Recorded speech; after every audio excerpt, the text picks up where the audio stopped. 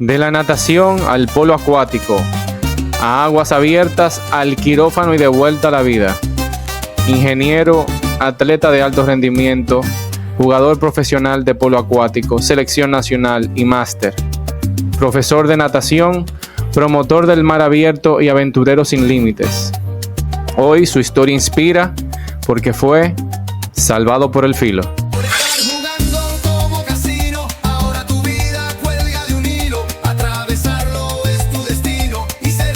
Buenas, gracias y bienvenido a otro episodio aquí de Salvado por el Filo. Estamos aquí hoy con un ex atleta, pero para mí yo quiero decirle que es un atleta de verdad y un líder en su área y en todo lo que toca. Y tenemos a nuestro cardiólogo intervencionista. Bueno, en progreso, vale, que nos va a ayudar a aterrizar todo lo que vayamos a hablar hoy con relación a la vida activa y vivir sin miedo. Y aquí mi co-host, Laura, mi esposa, y Milton, aquí un servidor. Así que por favor comiencen, por favor preséntese al salvado de hoy, salvado por el filo de hoy. Bueno, el cliché dice gracias por tenerme aquí, ¿no? Vale. Pero mi nombre es Rafael Miranda, vamos a decir, sobreviviente de episodio cardíaco y posteriormente de un ACV. Sí. Mi profesión académica soy ingeniero industrial con una especialidad en tecnología de fabricación de calzado.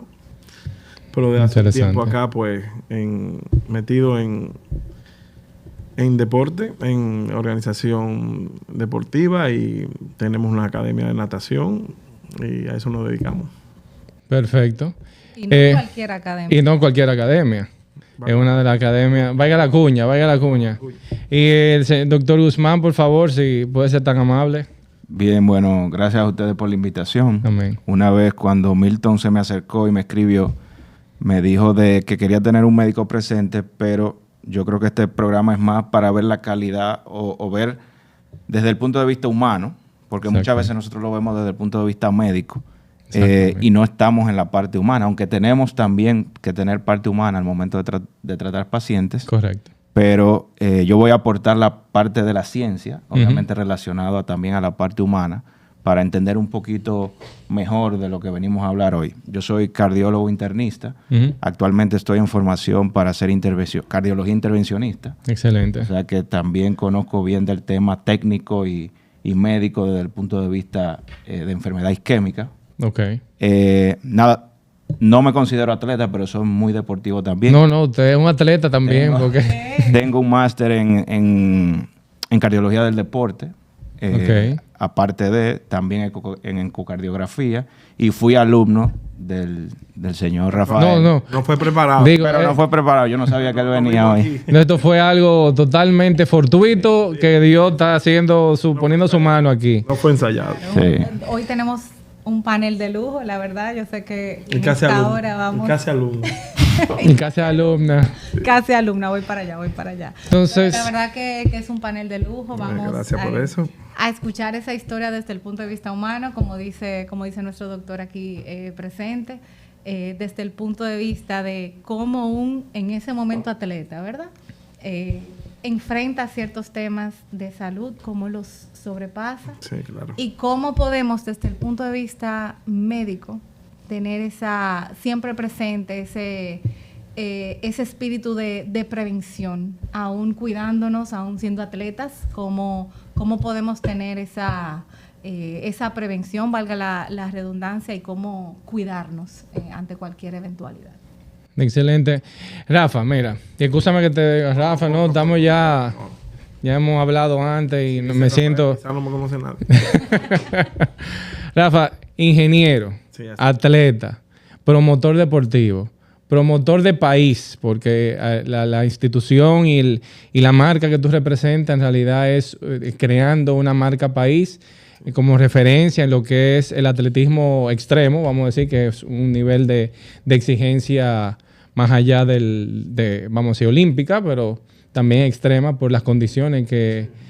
Entonces, ¿cómo se entrelazan eso en el día a día tuyo, de tu identidad como ser humano? Bueno, realmente la parte profesional, pues yo me formé en eso, laboralmente y académicamente, en lo que es la ingeniería industrial y sobre todo en la fabricación de calzado. Académicamente en las dos cosas, que no es muy común aquí en nuestro país. Pasé 24 años de labor en esos plays, en esos estadios. Una pregunta, ¿en San Pedro estaba la fábrica? No. Yo duré muchos años en una empresa líder acá que se llamaba Celso Pérez. Con Celso Pérez, claro. Realmente debo mi formación a ellos. Más que la formación académica y la formación del oficio, sí marcó una forma de trabajo que se me quedó hasta el momento. O sea, que todo el que se puso uno calzado de Marcel... ¿De Marcel era? Sí. Sabe la calidad del trabajo. Escuela de formación. Todo el que... Cayó la cédula. Todo el compañero de trabajo ahí sabe de lo que estamos hablando, porque realmente sí nos dieron la herramienta para el futuro. Amén. Me independicé en un momento que el país quizás no era el momento ideal. Son unos momentos que, para no marcar las épocas políticas, pero el país se transformó de $1.14, llegamos al 60 y pico. Y todos los empresarios medios y ahorita pues sufrimos eso. Medio me cansé de ese tipo de cosas y me decidí a crear un concepto de lo que fue mi deporte y mi pasión desde los 6 años. Wow. Entendiendo necesidades que había en el mercado, yo conceptualicé una academia, comenzamos a trabajar en eso. Gracias a Dios, 12 años después, pues, creo que tenemos algo de éxito y algo de un nombre, vamos a decir, ganado. Definitivamente. Y qué bien que pasó eso. Amén. Hace 13 años ya. Qué bien que pasó eso. Y de todo eso, si tú lo pones en una balanza, ¿qué tú entiendes que tiene? Obviamente, tal vez la respuesta es obvia, pero ¿qué tiene más valor para ti en el día de hoy? Y más en base a todo lo que vamos a hablar que sucedió, ¿verdad? Mira, si tú lo pones todo en una balanza de volver atrás o no. Tiene un gran valor el tú bajar a los niveles que tú no creías que estabas y en base al trabajo volver a ponerte en esos escalones. Defendiendo un concepto, defendiendo las reglas que tú entiendes que encajan ese concepto y tener la paciencia de que eso diera fruto. Yo creo que yo te puedo decir con una satisfacción que es mi trofeo de día a día, más que un éxito material o algo así. Desde abajo, pues defender algo con la paciencia de que eso tuviera los éxitos y así fue. Y si tú me permites, yo quiero decir, es la Academia Stonos, que es un signature ya en lo que es la educación de nado, de natación para todo tipo, todas las edades. Y es un emblema, es una referente ya. Cuando ya tú hablas de Stonos, el doctor aquí es fiel, puede dar testimonio de eso. Es así. No se va de aquí sin... Entonces, ¿cómo empieza la academia? Bueno, sabemos que tú no la academia comienza aprovechando geográficamente había un lugar que vamos a decir reconstruimos el lugar nuevamente, la directiva del Club Paraíso en ese momento que me dio la oportunidad. Nosotros comenzamos a rescatar eso en base a esos conceptos. Y pues coincidieron muchísimas cosas de nosotros, la necesidad de hacer el concepto con la necesidad de alguien que lo desarrollara. Pues ahí ese fue el primer paso. Y realmente un poquito... La palabra bonita, cansado de la situación de de la dificultad que tiene un fabricante en cuanto tú tenías, tú eres el sándwich, el blanco de la galletica de la Oreo, sí. El cliente era un tema, el suplidor era un tema, había mucha dificultad en el problema. Y mira. Sí, el estrés de la fabricación. Bueno, somos colegas, yo soy ingeniero industrial también, entonces entiendo perfectamente a qué tú te refieres cuando tú tienes que manejar esa cadena de distribución. Sí. Y cuando se va poniendo más compleja, y más en la época que tú estás mencionando, cuando el dólar se pone en una manera insoportable, donde el suministro se pone difícil y los clientes siguen siendo igual o peores. Entonces, está todo el mundo sufriendo lo mismo. O sea, realmente no fue una época, yo no creo que buena para nadie, para la gente que cambiaba dólares quizás, pero para el resto de nosotros no fue muy buena. Y Rafa, como persona, ¿cómo estaba en ese momento? ¿Su salud, familia, viniendo de una situación de estrés? ¿Cómo estaba Rafa en ese momento? Quizás vamos a hablar más adelante de eso, porque realmente todos los estrés y todas las angustias que trae en ese momento, eso te va dejando algo que científicamente a lo mejor tú no tienes el por qué pasó, pero todo podía venir de ahí. Son las bases. A lo único que le podemos echar la culpa quizás son esas angustias pasadas. Pasan en el momento que tú estás renaciendo laboralmente. Pero el factor emocional tiene que tener protagonismo en ese tipo de cosas. De hecho, en mi caso, científicamente se hicieron todas las pruebas del mundo y después te diré por un detalle, pero sí nos queda por default pensar que era una parte emocional. Sí, eso el doctor puede tal vez abundar un poco más con eso, en esa parte de el factor emocional en este tipo de situaciones cardiovasculares. Sí, absolutamente. O sea, la parte emocional obviamente va unida al estrés, porque tenemos que decir estrés emocional. El estrés per se crea una inflamación general en tu cuerpo, donde hay cambios a nivel cardíaco de variabilidad de frecuencia, de marcadores inflamatorios, de sustancias químicas, de liberación de radicales libres, que eso estimula a la secreción o a la segregación de mucho más colesterol, de mucho más formación de placa, de muchas más alteraciones a nivel sistémico, que perfectamente, si eso tú lo llevas a un estado por muchos años, puede determinar en cualquier situación de salud, no necesariamente cardiovascular. O sea, puede ser cualquier otra. Obviamente hay que sumar otros factores que posiblemente también están vinculados. ¿Se habla de ese tema hoy en día en consulta? O sea, se ve a ese individuo, a ese paciente que va quizá con una situación, se ve de esta manera transversal, se ve su parte emocional, o todavía estamos un poquito más enfocados en, bueno, vamos a hacerte estas analíticas, vamos a ver cómo está. Obviamente cada médico tiene su forma de su consulta, pero debe ser parte también de las preguntas que se hacen, el estrés. Parte del estrés, o sea, se hace una historia clínica donde se preguntan antecedentes familiares, estrés, si hay estrés laboral, familiar, personal, porque se busca la manera de que, obviamente todo el mundo va a tener estrés en su vida, porque usted tiene familia, tiene trabajo, tiene problemas económicos o no. Es adulto, ya creció. Es adulto, entonces el estrés siempre va a estar. Lo que pasa es que hay que saber cómo manejarlo, hasta cuándo manejarlo, y qué yo puedo hacer para mejorar eso. De acuerdo. Y ahora, con todo eso que tú has mencionado, Rafa, con todos esos roles que actualmente tú tienes y habiendo pasado esos episodios médicos, digamos, una imagen de tu vida antes de haber sido salvado por el filo, ¿verdad? ¿Cómo era esa vida? Bueno, más o menos lo has...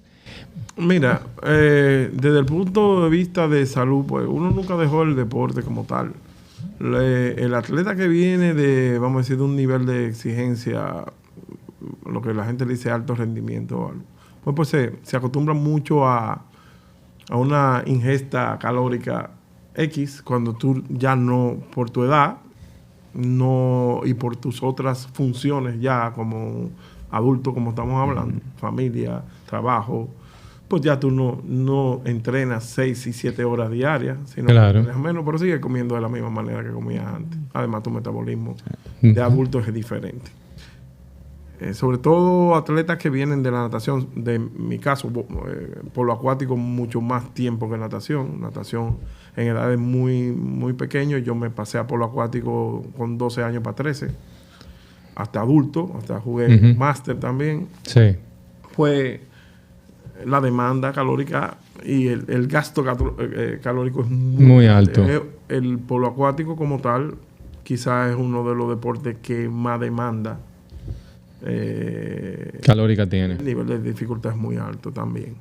Entonces, cuando tú paras la parte de entrenamiento, o sea, si yo te digo lo que era un entrenamiento de nosotros por ejemplo, en viaje a unos centroamericanos, estamos hablando de que nosotros nadábamos 5 kilómetros en la mañana, 6 en la tarde, gimnasio, qué sé yo, o sea, eso no me lo aguanto.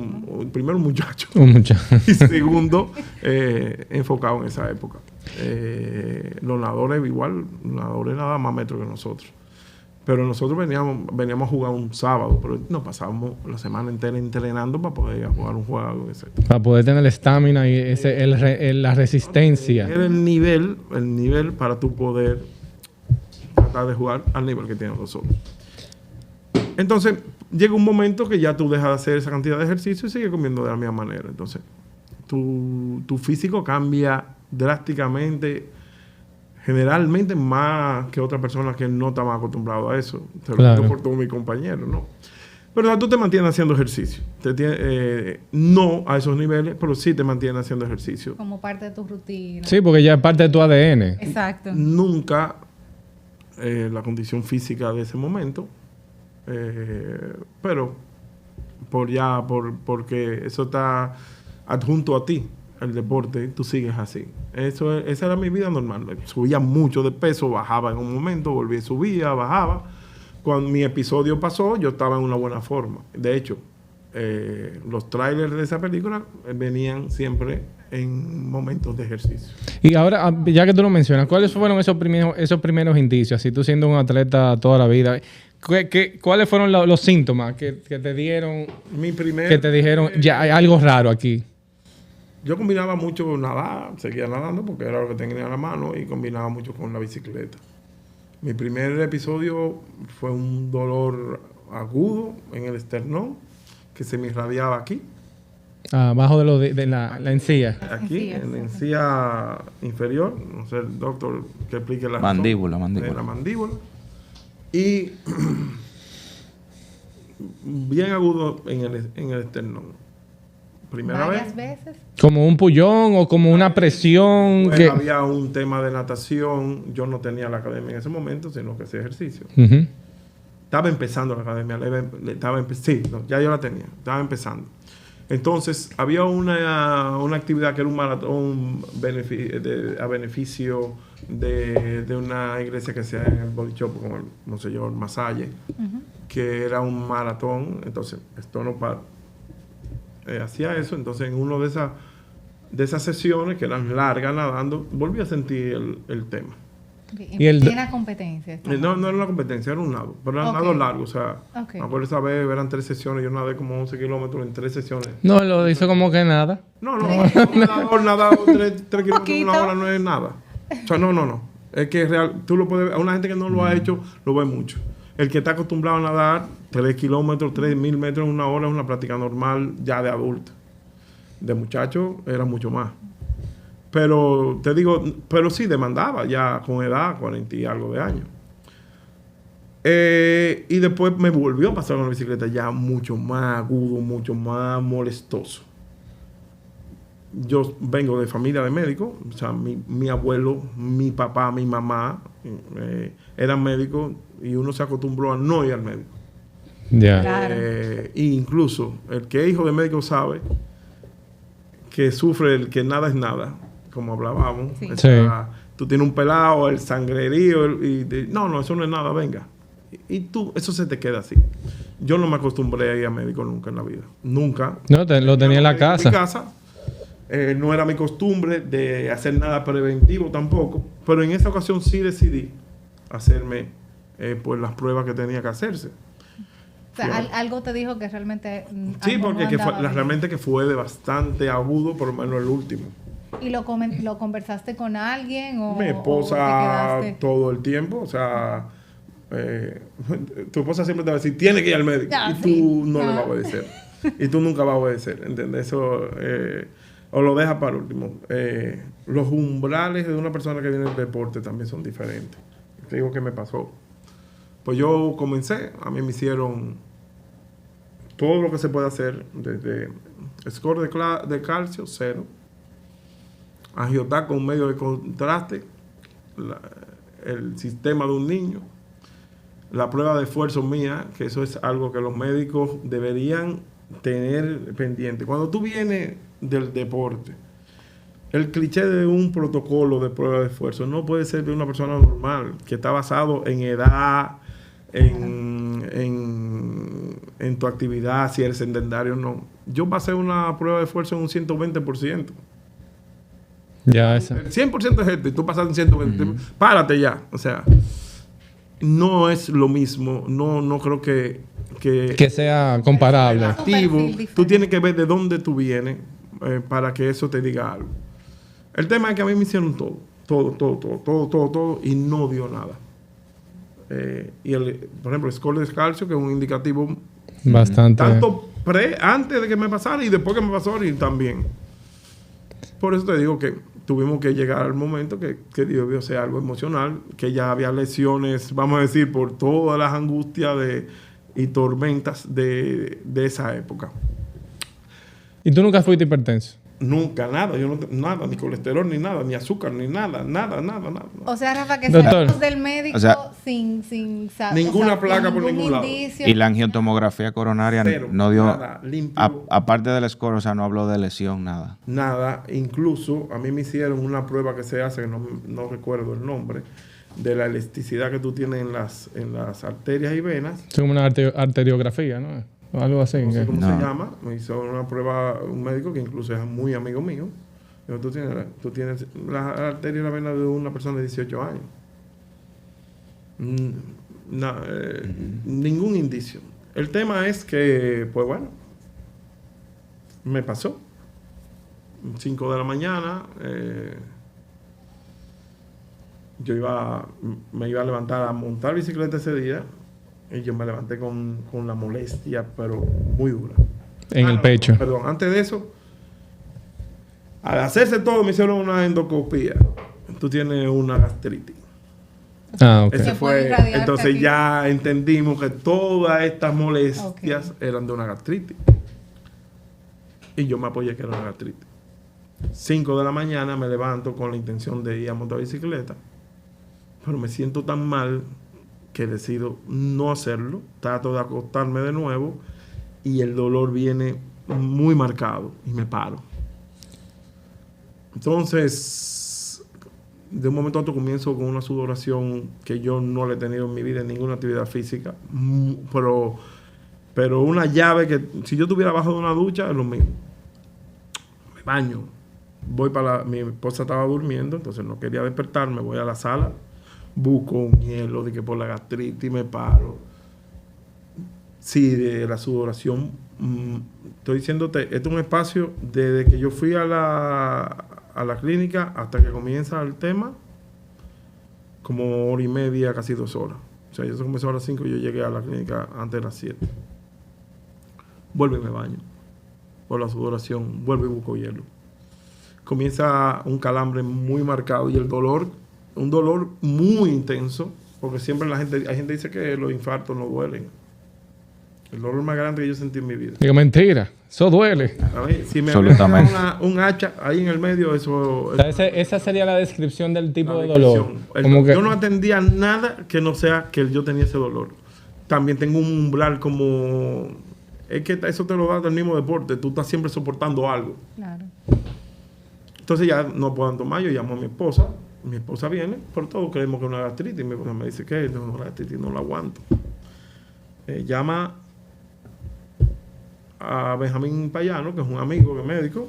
Yo, bájame a mí y dile que me está pasando esto. Que la gastritis, y obviamente ya yo estoy bautizando el síntoma. Claro. Y todo el mundo se va porque es Una gastritis. Llama a Benjamín, dile que no aguanto esto. Lo llamamos, me dice, no, tómate un protector, un qué sé yo cuánto. Un omeprazol, un esomeprazol. Sí, una... exactamente. No sé si aquí hay patrocinio de... No, son nombres genéricos. Entonces, bueno, mi esposa en ese momento se va a prepararse porque por la hora y comienza el calambre de la mano, que se me cae el vaso que tengo con el hielo. Yo mismo digo, yo vuelvo y llamo y digo, mira, esto no es gastritis, vámonos.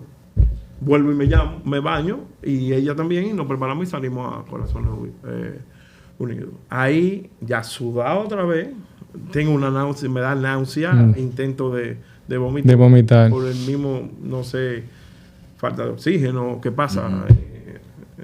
¿Cuál es la causa? Me imagino que estaba mareado. ¿Te sentías Llego mareado? a Corazones Unidos. Sin fuerza. Cuando llego a Corazones Unidos, muy raro, no había parqueo. Para variar. Me deja ya, yo me voy caminando, voy para buscar parqueo y salgo caminando igual, sudado hasta lo último que llego, mire, estoy muy mal, voy a la emergencia, tengo la gastritis revolteada. Y usted estaba haciendo ejercicio, yo no, yo estoy sudando. Bueno, acuéstese en la camilla, yo no me puedo acostar. Comienza un pleito ahí. No me puedo acostar porque cuando me acosté me dolió muchísimo. Y comienza una cosa, pero para hacer un electrocardiograma tiene que acostarse, que no me puedo acostar, que no me puedo acostar. Ya lo intenté y no puedo. Sí, entonces, ese sistema de protección que tú tienes, no me puedo acostar. El doctor dirá por qué pasa eso.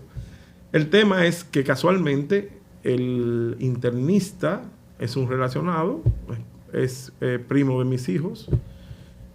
Y me dice, Rafa, ¿qué pasa? Y yo, no, mira, tengo una gastritis, fulano, tengo esto aquí revolteado. Y dice, no, vamos a hacerlo así, inclínate nada más. Y me pone el electrocardiograma. Mi esposa ya está aquí. Y el tipo está, hace así y me mira. Repítelo, por favor. Segunda vez me dice, vuelve a repetirlo. A la tercera dice, no, porque tú te has infartado. ¿Cómo va a ser? Y yo, estoy así. De ahí para adelante el corre en una camilla y te metieron una cosa bajo la lengua y una inyección donde abajo de la barriga y el corredero. Entonces terminó en un cateterismo de emergencia. Después, me entero después, para hacer del pre, porque cuando sale el médico ya están mis hijos, está mi esposa. Mi esposa estaba, gracias a Dios, estaba bregando con el seguro. Muy importante. Sí, no, que ella no pero que ella no estuviera ahí porque el tema, mi hijo mayor, que es médico, que no era médico en ese momento, pero bueno, y están familiares, dice, mira, yo no he visto una obstrucción de este nivel en mi vida de cateterista.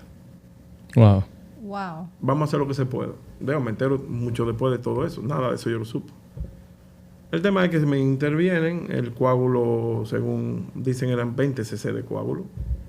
Yo terminé con una lesión del 20% de los ventrículos. Digo eso porque eso, con el tiempo, pues, pasé a otro problema. Otro evento. Que fue una secuela de eso. El doctor nos va a ayudar a entender. Después de eso, pues, bueno, un proceso de 4 años, con un cliché cardiólogo, quizá, no sé por qué las razones, pues, lo que son antiplaquetarios, como la aspirina y otras marcas, con una dosis por la mañana, al mediodía, en la noche, que colesterol. Yo no tengo colesterol algo, pero bueno, colesterol. Perdón, Rafa, pero para llevarlo a una línea de tiempo, cuando fuiste al médico porque te estabas sintiendo mal y te hicieron toda esta batería de exámenes hasta que sucedió el evento, ¿qué tiempo pasó? 1 mes y medio. O sea, que de tener un score de calcio cero a tener una... que no había ningún indicio. Wow. ¿Cómo se llaman? La carótida. Nada, limpio. Nada. Limpio. ¿Esto es algo Eso es algo clínico, médicamente hablando, o es un caso excepcional? No, realmente, o sea, todavía en el 2025, siglo XXI, la enfermedad cardiovascular se presenta de muchas formas y todavía la estamos estudiando y muchas veces no entendemos. En un principio siempre se entendió que la enfermedad coronaria, que es la obstrucción de las arterias, era que era progresiva. ¿Qué pasa? De que empieza a formarse placa de grasa, se va acumulando y llega un momento que se tapa. Pero se vio que muchas veces no se presentaba así, que decían, ¿pero por qué? Entonces, que después se ve que no es la influencia de qué tanto crece esa placa, sino qué características tiene esa placa.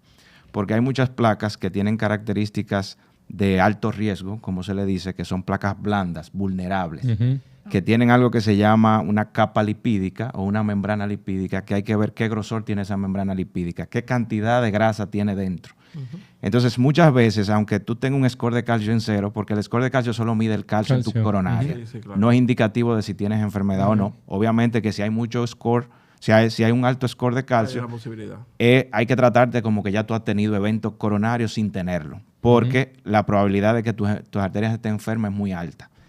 Pero se ha visto, que es lo más frecuente en pacientes jóvenes, que estas placas sean vulnerables o sean blandas, o sea que su mayor característica sea de abundante grasa. Okay. Abundante grasa con esa membrana que es fina. ¿Qué pasa? Que esa puede ser que sea una placa que no se haya visto en los estudios, en las pruebas, no era lo suficientemente obstructiva como para generar ningún cambio a nivel de la prueba de esfuerzo, del eco. Y de un momento a otro, por el ejercicio extenuante que él estaba haciendo o por algún estrés, ya sea físico o ya sea emocional. O ya sea de otro tipo, entonces esa placa se rompió. Entonces al romperse, eso crea una cascada de coágulos donde se obstruye la arteria. Entonces, estos casos muchas veces es hasta más agresivo o peor pronóstico que pacientes que la van obstruyendo crónicamente, que son placas muchas veces estables, son placas que por más que crezcan, lo van a ir cerrando crónicamente, pero el corazón va teniendo mecanismos de compensar esa obstrucción que va teniendo. Obviamente en un futuro, si es necesario, se arreglan esas arterias, pero no responde igual el corazón muchas veces, porque esto es un golpe duro, agudo, donde el corazón no se lo está esperando, mientras que la otra es un golpe que va siendo paulatino, poquito a poco. Pero sí, perfectamente se puede presentar de esa manera. Obviamente, Rafa dijo que tuvo una angiotomografía coronaria. La angiotomografía coronaria es un estudio, como quien dice, un cateterismo virtual, como yo le digo, donde hacen una reconstrucción de las arterias coronarias y te dicen si hay placa o no. Ahí sí se pueden ver si hay placas blandas, si no, si hay calcio, si no hay calcio. Obviamente influye mucho de quién la leyó, cómo se leyó, las características de la placa, cómo se interpretó, porque ya los síntomas que él estaba teniendo eran muy sugestivos de enfermedad coronaria. Hay un cuadro o hay una clasificación, como que antes se llamaba angina típica, atípica o no cardíaca. Eso ya cambió, ya simplemente es angina coronaria o angina isquémica o no isquémica, o dolor de pecho cardíaco o no cardíaco. Entonces, lo más típico es que el paciente empiece a hacer dolor al ejercicio, ya sea ejercicio físico o emocional, por ejemplo, una discusión o algo o alguna noticia buena, que tú dejes de hacer ejercicio y te mejore, y principalmente o tú te hayas tomado algún analgésico, ya sea una aspirina, una nitroglicerina sublingual, y te mejore también.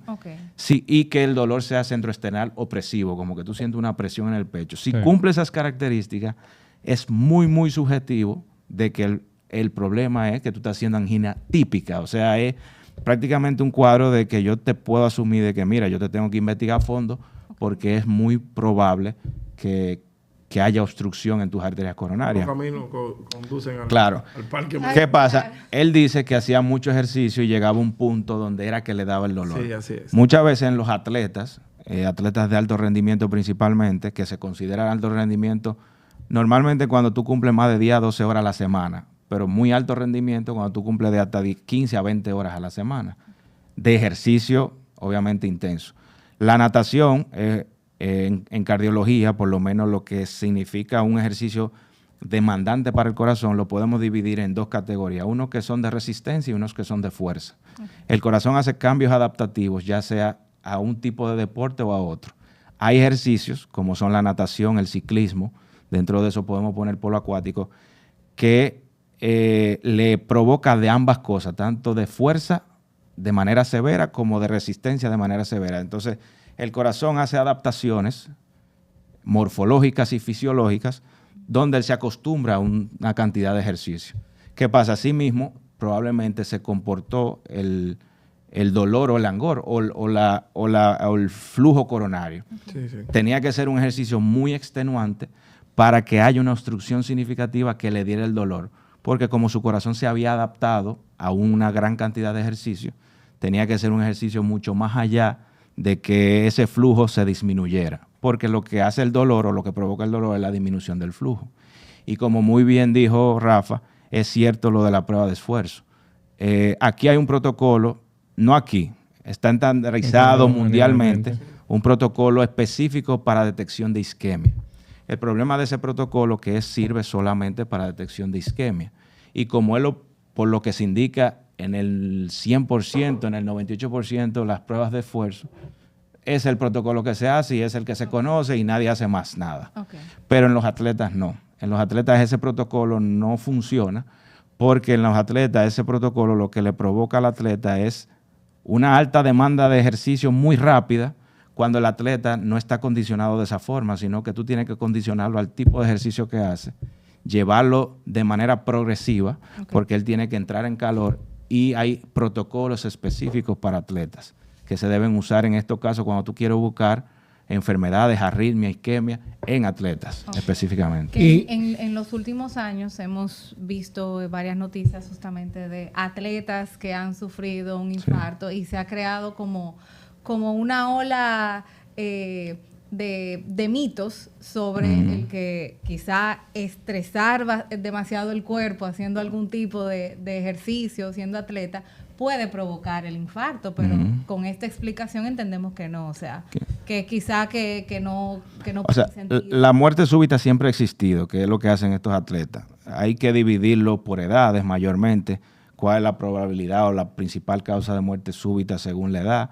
Obviamente, todo atleta o toda persona que vaya a hacer ejercicio, ya sea de alto rendimiento o no, debe tener por lo menos un chequeo integral antes de, ya sea por medicina interna o ya sea por cardiología, porque se debe hacer una serie de preguntas o dominios, como dicen las guías, tanto americanas o europeas, donde yo debo cumplir una serie de criterios descartando que tú no tengas antecedentes familiares, de que yo no vea nada en el electro que me sugiera algún problema arrítmico, porque el problema es que, como muy bien el ejercicio es muy saludable para el corazón, siempre y cuando esté sano.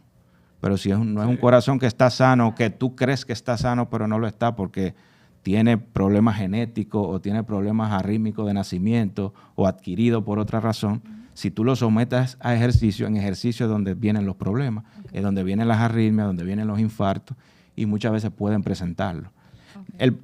Eso de que ha habido muchos jóvenes, no, siempre ha existido. El problema es que cuando se presenten jóvenes, el impacto es mayor. Más alarmante. Llama mucho más la atención. Claro. Entonces, esas noticias hacen más eco que lo que el paciente es de mucho más edad. Me gustaría que rápidamente el tema del ACV, entender un poco cómo progresó eso en términos post el cateterismo, para entender esa parte que también es importante, que es parte de tu cuadro. Salimos de ese episodio. Proceso a eso. Te quería rápidamente aclarar.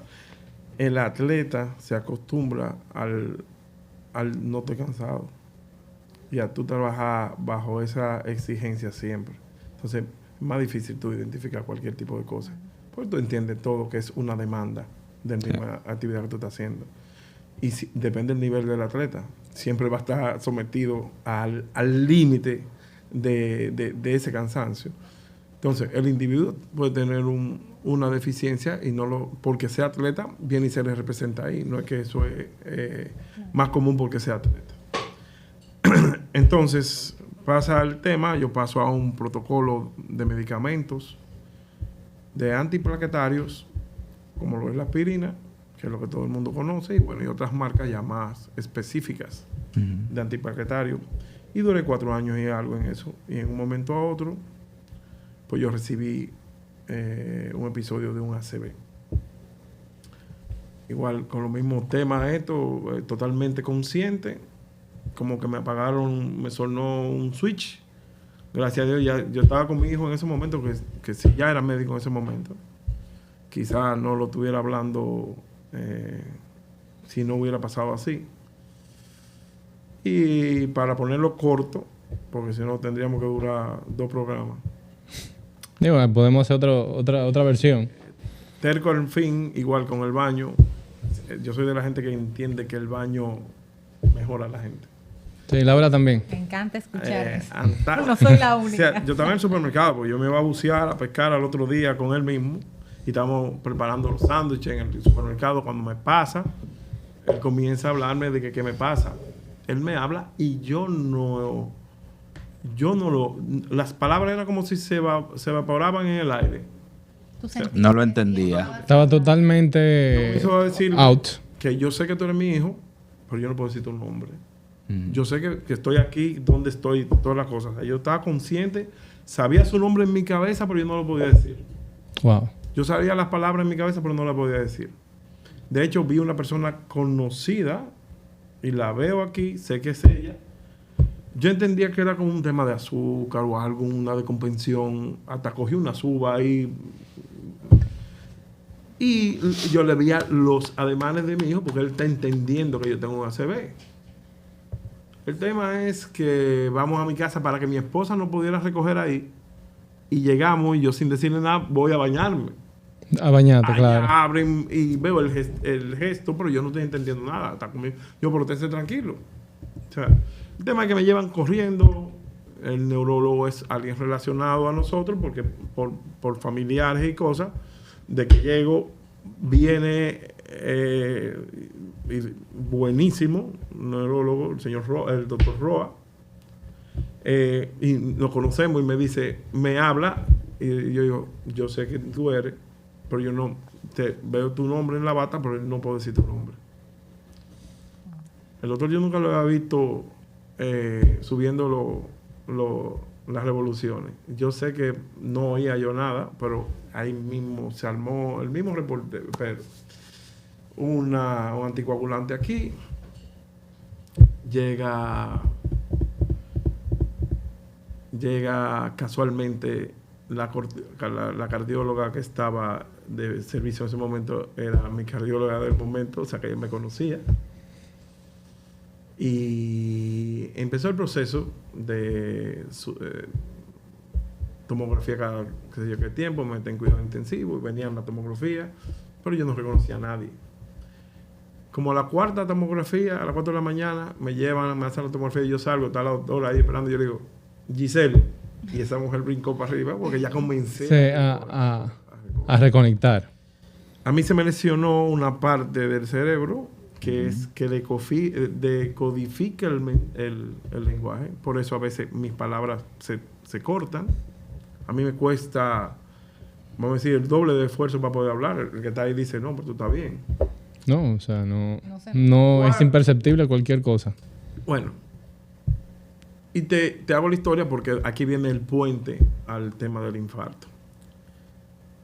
Pasa todo, el doctor Roa me dice, mira, yo entiendo que el protocolo que tú estabas siguiendo no es el correcto. Tú estabas tomando antiplaquetario y tú tenías que utilizar anticoagulantes. ¿Por qué razón?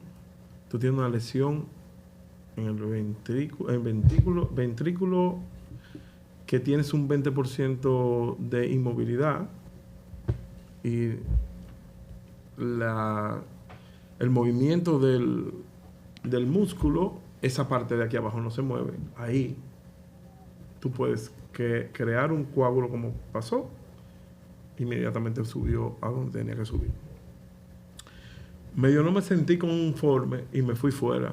Y en media hora, con todos los estudios, la persona que estaba ahí, que fue un centro muy cualificado, en boca de ratón, media hora me dijeron exactamente lo mismo. Yo duré 4 años y medio con un protocolo que no era el correcto. Posiblemente esa fue la causa de la ACV. Por eso es, vamos a decir, el puente al tema cardiólogo. Eso, hablando con el doctor, no necesariamente tú tienes que beber anticoagulante, pero yo sí es algo que, para eso sirven estos programas. Uno, en la medicina, uno tiene que ser su propio guardián también. Claro. Y el sentido común tuyo y de tus familiares es muy importante. Porque es igual que un mecánico. Y perdone la distancia. Vas a encontrar uno muy bueno, con todos los asistentes muy buenos, pero puede haber uno que no tenga el mismo dedicado. Entonces uno siempre tiene que tener un sentido común. Y tiene que estar acompañado de ese sentido común para ver las cosas, porque no ha pasado en mi familia entera. Y te estoy hablando de una persona que todo su alrededor es médico. Es así. Todo mi alrededor es médico, como el tuyo. Y yo vengo de familia y creo en la medicina, pero el sentido común tiene que estar acompañado, y este tipo de programa ayuda mucho, porque la enseñanza de otro puede servir para... A que otro. Y precisamente por eso estamos aquí. Entonces yo quiero, tenemos que ir wrapping up un poco, y quisiera saber, con relación a este último episodio, que desde el punto de vista médico, ¿cómo tú o sea, cuáles son el background de eso, de verdad, si la diferencia del anticoagulante o el antiplaquetario, o sea, en realidad eso hubiese hecho algún tipo de diferencia? Hay dos tipos de medicamentos, como muy bien dice, que son anticoagulantes y antiplaquetarios. Hay dos sistemas, que son sistemas de coagulación, un sistema primario y un secundario, que se encargan de formar y desformar trombos en el cuerpo de acuerdo a la necesidad. Tenemos una etapa primaria, que es donde actúan los antiagregantes plaquetarios, y tenemos una secundaria, que es donde actúan los anticoagulantes, sus cascadas de coagulación. O sea, no es por defender la medicina, pero prácticamente el caso de Rafa fue un caso medio abrupto, que quizá no tuvo un desenlace normal, que fue en el contexto, que realizó un ACV. Si bien es cierto que se puede relacionar, por ejemplo, incluso tú puedes hacer un ACV durante el procedimiento de un cateterismo, eso se ha descrito, pero el contexto de él no fue ese. Normalmente cuando uno sufre un infarto, en la categoría que él sufrió, que es un síndrome coronario agudo con elevación de ST, que son los infartos donde hay mayor tasa de mortalidad y complicaciones, muchas veces tú le tienes que dar seguimiento a esos pacientes para ver la afectación cardíaca que quedan. Probablemente, según lo que él cuenta, yo obviamente no he visto su récord, es de acuerdo al impacto que tuvo ese infarto en su corazón, puede haber quedado paredes inútiles, por así decirlo, o como nosotros le llamamos, que no se mueve, no se contrae, que son aquinéticas. ¿Qué quiere decir eso? Que es una pared que de su ventrículo izquierdo, que es por el que mayormente están irrigadas las arterias coronarias, deja de moverse. Normalmente eso influye porque en enfermedades coronarias o en infartos, el tiempo es músculo.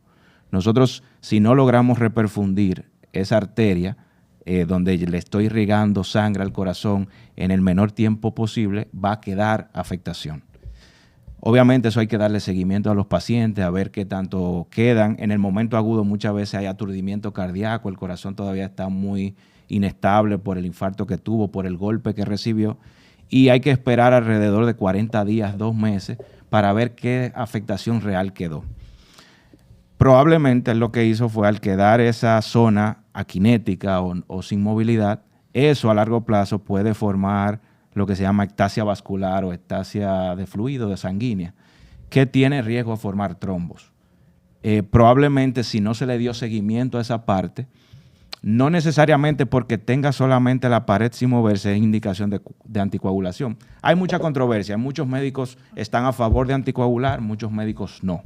Porque lo único que indica anticoagulación es si hay evidencia de trombos dentro de esa zona. O sea, de que yo evidencie que sí que hay trombos, porque el riesgo de hacer un ACV es muy alto. Okay. Si no hay evidencia, todavía no hay una evidencia contundente que te diga, mira, vamos a anticoagular lo preventivo.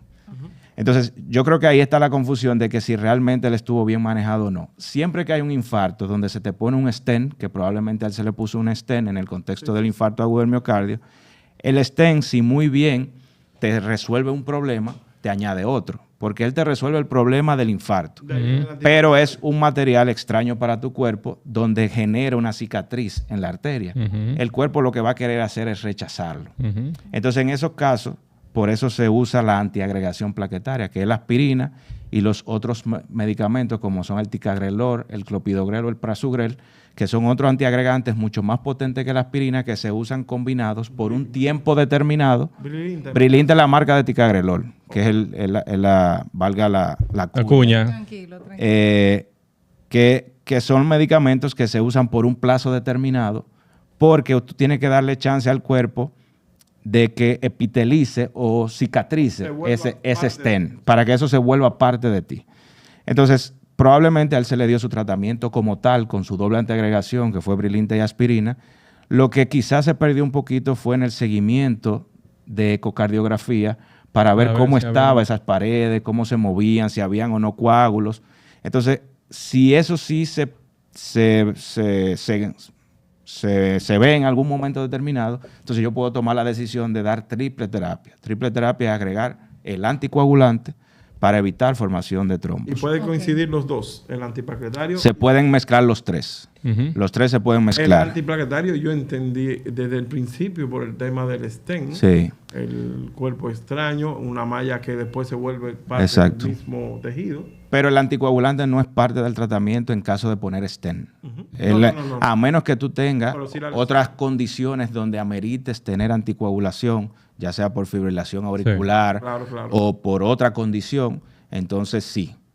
Obviamente, no todos los pacientes evolucionan como Rafa, porque puede ser que a los 4 años tú hayas quedado bien de tu corazón, de tu infarto, pero tú hayas hecho un ACV, porque todo paciente que ya tenga un evento cardiovascular tiene el doble o el triple de riesgo de hacer otro evento secundario por sí solo. Entonces, por eso es el uso de la gestatina agresivo, porque tú tienes que evitar de presentar un nuevo evento cardiovascular, especialmente independientemente ya tú hayas hecho otro. Pero en el caso de él es diferente. El precedente de la lesión, como tú bien explicaste, que lo entiendo perfectamente, que no puede ser indicativo de usar el anticoagulante. No. O sea, la lesión de la coronaria en el momento agudo, por lo que te haya puesto el stent, no es indicación de anticoagulante en ese momento.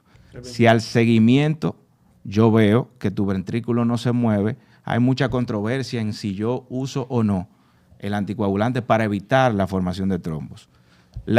Todavía las guías y la evidencia dice que a menos que yo no evidencie un trombo, yo no debo dar anticoagulante. Pero hay muchos médicos, y yo soy de la vertiente también por experiencia, de que si ya yo veo que hay ectasia vascular, que hay algo que se está moviendo lento ahí, eso no se mueve, yo le pongo su anticoagulante por si acaso. En mi caso, siempre y cuando no sea mayor el riesgo de sangrado. Porque si el riesgo de sangrado... El eco, porque no vamos a los detalles, el eco variamente repetido si tenía el mismo porcentaje de movilidad de un 20%. Sí.